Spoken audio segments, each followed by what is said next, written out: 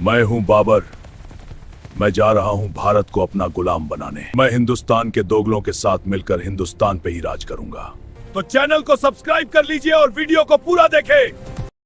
इतिहास के पन्ने अक्सर शाही स्याही से नहीं बल्कि आम लोगों के खून और राजाओं की लालच से लिखे जाते हैं। भारत के गुलाम बनने की कहानी भी किसी एक दिन की घटना नहीं थी। यह एक ऐसा लंबा ड्रामा था जिसकी पटकथा हमारे अपने ही लोगों के विश्वासघात और विदेशी ताकतों की भूख ने लिखी थी। कहानी शुरू होती है भारत से हजारों किलोमीटर दूर मध्य एशिया की कड़ाके की ठंड में। तारीख थी 14 फरवरी 1483, जब फरगाना आज का उज्बेकिस्तान में एक ऐसे बच्चे का जन्म हुआ जिसका नाम था जहीरुद्दीन मोहम्मद बाबर। लेकिन नाम भारी भरकम होने से किस्मत भारी नहीं होती। बाबर की हालत धोबी का कुत्ता, न घर का न घाट का जैसी थी। वह तैमूर लंका वंशज था और चंगेज खान का खून उसकी रगों में था, लेकिन उसके पास रहने को अपना घर तक नहीं था। कभी वह समरकंद जीतता तो फरगाना हाथ से निकल जाता, फरगाना बचाने जाता तो समरकंद छिन जाता। हालात ये थे कि एक वक्त ऐसा आया जब इस राजकुमार के पास न सिर छिपाने को छत थी, न सैनिकों को खिलाने के लिए रोटी। वह काबुल की पहाड़ियों में अपनी किस्मत को कोस रहा था। लेकिन बाबर के पास एक चीज थी जो उसे बाकी लुटेरों से अलग बनाती थी, उसकी तोपें और उसकी डायरी। उसे पता था कि काबुल की सूखी रोटियों से पेट नहीं भरेगा। उसकी नजर दक्षिण की ओर थी, उस जमीन पर जिसे दुनिया सोने की चिड़िया कहती थी, हिंदुस्तान। अब जरा कैमरा घुमाते हैं दिल्ली की तरफ। यहाँ लोदी वंश का राज था और सुल्तान की गद्दी पर बैठा था इब्राहिम लोदी। इब्राहिम एक सनकी और घमंडी शासक था। उसे लगता था कि दिल्ली का तख्त लोहे का बना है जिसे कोई हिला नहीं सकता। लेकिन उसे नहीं पता था कि लोहे को काटने के लिए जंग उसी के घर में लग चुकी है। इतिहास गवाह है, भारत को जब भी लूटा गया दरवाजा अंदर से ही खोला गया। इब्राहिम लोदी से तंग आकर पंजाब के गवर्नर दौलत खान लोदी और इब्राहिम के अपने चाचा आलम खान ने एक भयानक साजिश रची। उन्हें लगा कि बाबर एक लुटेरा है, वह आएगा, इब्राहिम लोदी को मारेगा, दिल्ली को लूटेगा और वापस काबुल भाग जाएगा। फिर दिल्ली की गद्दी इन दोनों की होगी। यही वह टर्निंग पॉइंट था जहां भारत की तकदीर पलट गई। उन्होंने बाबर को खत लिखा, आइए हिंदुस्तान आपका इंतजार कर रहा है। ये खत नहीं बल्कि भारत की गुलामी का इन्विटेशन कार्ड था। बाबर तो बस मौके की तलाश में था। उसे तो अंधा क्या चाहे, दो आंखें वाली स्थिति मिल गई। साल 1526, गर्म हवाओं के थपेड़े और धूल भरी आंधी। पानीपत का मैदान सज चुका था। एक तरफ इब्राहिम लोदी की विशाल फौज, 1 लाख सैनिक और 1000 से ज्यादा खूंखार हाथी। यह एक चलता फिरता पहाड़ था। दूसरी तरफ बाबर, सिर्फ 12,000 सैनिक। गणित के हिसाब से बाबर की हार तय थी। 1 लाख के सामने 12,000 क्या ही टिकते। लेकिन युद्ध भीड़ से नहीं, दिमाग से जीते जाते हैं। बाबर अपने साथ एक ऐसा ब्रह्मास्त्र लाया था जिसे हिंदुस्तान ने पहले कभी नहीं देखा था, बारूद और तोपखाना। बाबर ने अपनी फौज को तुगलमा नीति से सजाया। उसने अपनी सेना को अर्धचंद्राकार शेप में फैला दिया। बीच में बैलगाड़ियों को चमड़े की रस्सियों से बांधकर एक दीवार बना दी ताकि लोदी के हाथी सीधे हमला न कर सकें, और उन बैलगाड़ियों के बीच में छिपा दी अपनी मौत की मशीनें, तोपें। 21 अप्रैल की सुबह जैसे ही लोदी की सेना आगे बढ़ी, उसे लगा कि वह बाबर को कुचल देगी। हाथियों की चिंगाड़ से आसमान गूंज रहा था। लेकिन तभी धड़ाम, बाबर की तोपों ने आग उगलना शुरू किया। भारत के हाथियों ने इससे पहले सिर्फ तलवारों की खनक सुनी थी, बारूद के धमाके नहीं। तोपों की उस भयानक आवाज और आग को देखकर लोदी के हाथी अपनी ही सेना पर पलट गए। वे अपने ही सैनिकों को पैरों तले रौंदने लगे। लोदी की 1 लाख की भीड़ में भगदड़ मच गई। जो हाथी लोदी की ताकत थे वही उसकी कमजोरी बन गए। दोपहर होते होते हिंदुस्तान का सुल्तान इब्राहिम लोदी मारा गया। उसकी लाश के साथ ही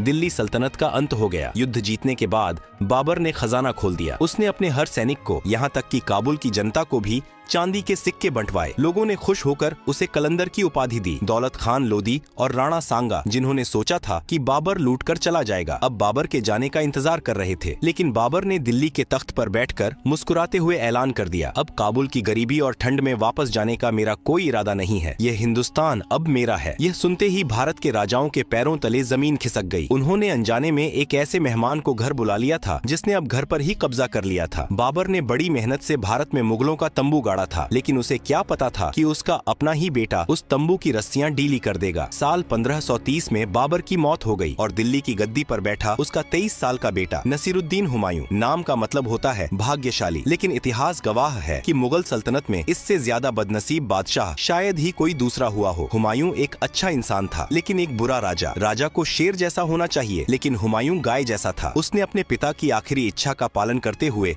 सबसे बड़ी गलती कर दी। उसने अपनी सल्तनत को अपने भाइयों कामरान, अस्करी और हिंदाल में केक की तरह बांट दिया। राजनीति का उसूल है, एक म्यान में दो तलवारें नहीं रह सकती, और यहाँ तो चार चार थीं। भाइयों ने मुश्किल वक्त में साथ देने के बजाय हुमायूं की पीठ में खंजर घोंपना शुरू कर दिया। हुमायूं अफीम के नशे में मस्त रहता था और उधर बिहार के जंगलों में एक शेर जाग रहा था। अब एंट्री होती है भारतीय इतिहास के सबसे चालाक और दमदार किरदार की, फरीद खान, जिसे दुनिया शेर शाह सूरी के नाम से जानती है। ये कोई शाही खानदान का नहीं था, यह एक मामूली अफगान जागीरदार का बेटा था जिसने मुगलों की फौज में एक साधारण सिपाही की तरह नौकरी की थी। उसने मुगलों को बहुत करीब से देखा था। वह अक्सर अपने साथियों से कहता था, ये मुगल अभी नया नया गोश्त खा रहे हैं, इन्हें भारत से खदेड़ना मेरे बाएं हाथ का खेल है। हुमायूं अपने ऐशो आराम में डूबा था। उसे लगा कि शेर शाह तो एक छोटा मोटा बागी है, लेकिन यह छोटा बागी अंदर ही अंदर अपनी ताकत बढ़ा रहा था। उसने बिहार पर कब्जा किया और फिर बंगाल की तरफ बढ़ा। साल 1539 हुमायूं की नींद टूटी और वह अपनी फौज लेकर शेर शाह को सबक सिखाने चला। दोनों सेनाएं चौसा बिहार के मैदान में आमने सामने थीं, लेकिन शेर शाह सूरी लोमड़ी जैसा चालाक था। उसने हुमायूं पर तुरंत हमला नहीं किया, वह इंतजार करता रहा बारिश का। जैसे ही बरसात शुरू हुई, मुगलों का कैंप, जो निहायत ही बेवकूफी से नदी के किनारे निचले इलाके में लगाया गया था, पानी में डूबने लगा। उनकी तोपें कीचड़ में फंस गईं, बारूद भीग गया। बस फिर क्या था, शेर शाह ने रात के अंधेरे में भूखे भेड़िए की तरह हमला कर दिया। मुगल सेना गाजर मूली की तरह काटी गई। बादशाह सलामत अपनी जान बचाने के लिए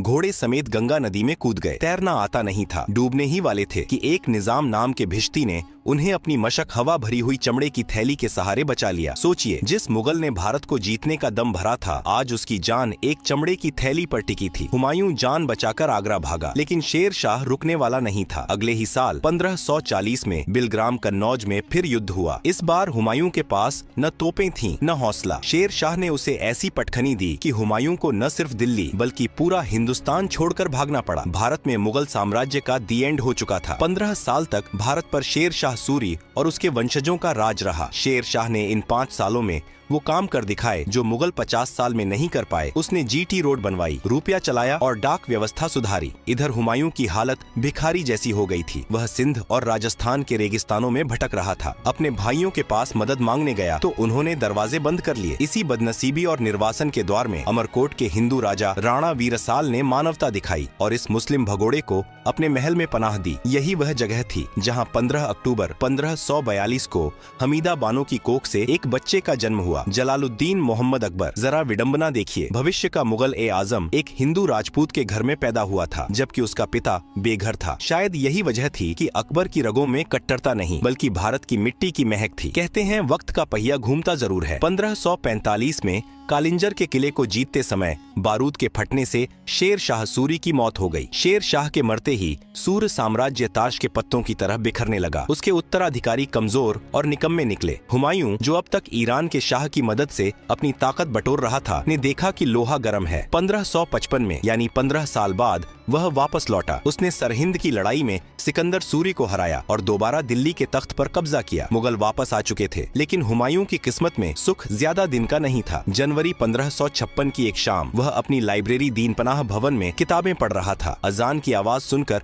वह नमाज के लिए तेजी से सीढ़ियों से नीचे उतरने लगा और तभी पैर फिसला। वह लुढ़कते लुढ़कते नीचे गिरा और सिर में गहरी चोट लगने से उसकी मौत हो गई। एक प्रसिद्ध इतिहासकार ने हुमायूं पर क्या गजब का तंज कसा है। हुमायूं जिंदगी भर लड़खड़ाता रहा और लड़खड़ाते हुए ही अपनी जान दे दी। हुमायूं के सीढ़ियों से गिरने के बाद मुगल सल्तनत ताश के पत्तों की तरह बिखर सकती थी। गद्दी पर बैठने वाला कोई अनुभवी योद्धा नहीं बल्कि 13 साल का एक बच्चा था, जलालुद्दीन अकबर। अकबर को पढ़ना लिखना नहीं आता था, लेकिन उसे इंसानों को पढ़ना बखूबी आता था। उसे समझ आ गया था कि हिंदुस्तान पर राज करना है तो हिंदुस्तानियों को गुलाम बनाकर नहीं बल्कि उन्हें अपना दोस्त बनाकर ही टिक सकते हो। कहानी फिर उसी पानीपत के मैदान में पहुंचती है जहां बाबर ने किस्मत पलटी थी। साल 1556 अकबर के सामने था हेमू हेमचंद्र विक्रमादित्य, एक हिंदू बनिया जिसने अपनी मेहनत से दिल्ली की गद्दी छीन ली थी। हेमू लगातार 22 लड़ाइयां जीत चुका था। अकबर तो बच्चा था, असली कमान उसके संरक्षक बैराम खान के हाथ में थी। युद्ध में हेमू जीत रहा था, मुगलों के पैर उखड़ लड़ रहे थे, लेकिन तभी किस्मत ने फिर मुगलों का साथ दिया। एक तीर हवा में उड़ता हुआ आया और सीधे हेमू की आंख में जा लगा। हेमू हाथी से गिरा और उसकी सेना में भगदड़ मच गई। बैराम खान ने मौके का फायदा उठाया और हेमू का सिर काट दिया। अकबर जीत गया, लेकिन इस जीत ने उसे एक बहुत बड़ी सीख दी। हर बार किस्मत साथ नहीं देगी। इस देश में टिकना है तो राजपूतों से दोस्ती करनी होगी। अकबर ने देखा कि राजपूत शूरवीर हैं, वे सिर कटा सकते हैं लेकिन झुका नहीं सकते। उसने सोचा, इनसे लड़ने में क्यों अपनी ऊर्जा बर्बाद करनी, इन्हें अपना रिश्तेदार बना लो। यहीं से शुरू हुई मुगलों की वैवाहिक कूटनीति। अकबर ने आमेर के राजा भारमल की बेटी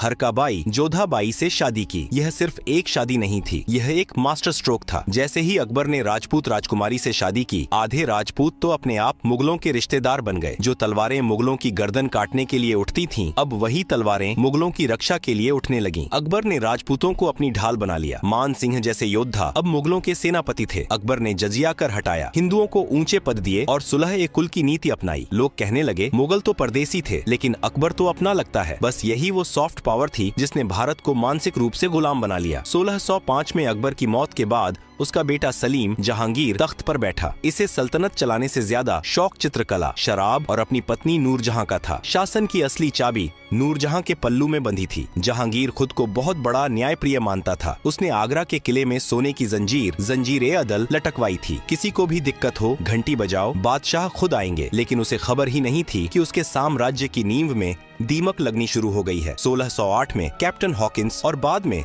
सर थॉमस रो अंग्रेज उसके दरबार में आए। वे हाथ जोड़कर बोले, हुजूर, हम तो बस छोटे मोटे व्यापारी हैं, थोड़ा मसाला बेचने दीजिए। जहांगीर को लगा कि ये गोरे लोग क्या ही बिगाड़ लेंगे। उसने उन्हें व्यापार करने की इजाजत दे दी, सूरत में फैक्ट्री लगाने की परमिशन। यही वह गलती थी जिसे इतिहास कभी माफ नहीं करेगा। जिस ईस्ट इंडिया कंपनी को जहांगीर ने दुकान खोलने की जगह दी, वो आगे चलकर पूरा मकान भारत ही हड़प लेगी। जहांगीर के बाद 1627 में गद्दी पर आया शाहजहां। इसे इंजीनियर बादशाह कहिए तो गलत नहीं होगा। इसके द्वार में भारत दुनिया का सबसे अमीर देश दिख रहा था। उसने अपनी बेगम मुमताज की याद में ताजमहल बनवाया, दिल्ली में लाल किला खड़ा किया और जामा मस्जिद बनवाई। उसने दुनिया का सबसे महंगा सिंहासन तख्त ए ताउस मयूर सिंहासन बनवाया, जिसमें बेशकीमती कोहिनूर हीरा जड़ा था। ऊपर से सब कुछ गुड़ गुड़ लग रहा था, लेकिन हकीकत कुछ और थी। इन इमारतों को बनाने में शाहजहां ने पानी की तरह पैसा बहाया। जब आगरा में ताजमहल बन रहा था, तब दक्कन दक्षिण भारत में भयानक अकाल पड़ा था। लोग भूखे मर रहे थे और बादशाह संगमरमर तराशने में व्यस्त थे। किसानों पर टैक्स का बोझ इतना बढ़ गया कि वे बर्बाद होने लगे। शाहजहां ने भारत को सुंदर तो बनाया, लेकिन अंदर से खोखला कर दिया। वह अपनी शान और शौकत में इतना मगन था कि उसे पता ही नहीं चला कि उसका अपना ही बेटा उसके खून का प्यासा हो चुका है। शाहजहां के 4 बेटे थे, दारा शिकोह, औरंगजेब, शुजा और मुराद। शाहजहां चाहता था कि उसका बड़ा बेटा दारा शिकोह, जो अकबर जैसा उदार था, राजा बने, लेकिन उसका तीसरा बेटा औरंगजेब एक अलग ही मिट्टी का बना था। वह न संगीत सुनता था, न शराब पीता था। उसे सिर्फ एक नशा था, सत्ता और कट्टरता का। 1658 में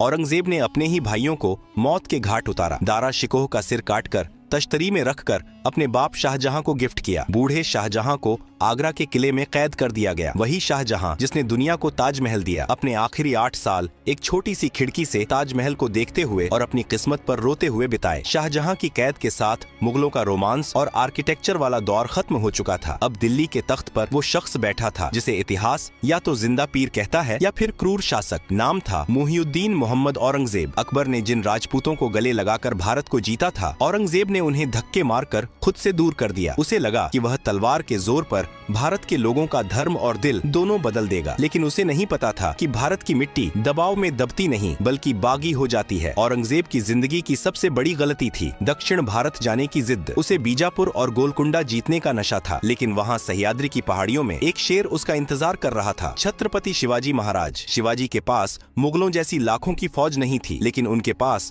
गोरिल्ला युद्ध की तकनीक थी। मारो और भाग जाओ, छिपो और फिर मारो। औरंगजेब ने शिवाजी को पहाड़ी चूहा कहा था, लेकिन यही चूहा मुगलिया सल्तनत की नींव कुतर गया। औरंगजेब अपनी जिंदगी के आखिरी 25 साल दक्षिण भारत में ही फंसा रह गया। वह न तो शिवाजी को हरा पाया, न ही दक्षिण को पूरी तरह जीत पाया। इस चक्कर में उत्तर भारत, दिल्ली, आगरा में उसका कंट्रोल ढीला पड़ गया, खजाना खाली हो गया और सैनिक थककर चूर हो गए। इतिहासकार कहते हैं, स्पेन के नासूर ने नेपोलियन को बर्बाद किया और दक्कन के नासूर मंसूर ने औरंगजेब ने जजिया कर दोबारा लगा दिया। बनारस का विश्वनाथ मंदिर हो या मथुरा का केशवदेव मंदिर, उसने तुड़वाने में कोई कसर नहीं छोड़ी। इसका नतीजा, जो राजपूत जैसे जसवंत सिंह और जय सिंह मुगलों की तलवार बनकर लड़ते थे, अब वे मुगलों के खिलाफ हो गए। पंजाब में सिखों ने बगावत कर दी। गुरु तेग बहादुर का शीश कटवाकर और गुरु गोविंद सिंह के बच्चों को दीवारों में चुनवाकर औरंगजेब ने सोचा कि उसने डर कायम कर दिया, लेकिन असल में उसने खालसा को जन्म दे दिया था, जिसने आगे चलकर मुगलों की ईंट से ईंट बजा दी। 3 मार्च 1707 को 88 साल की उम्र में औरंगजेब की मौत हो गई। वह मरते वक्त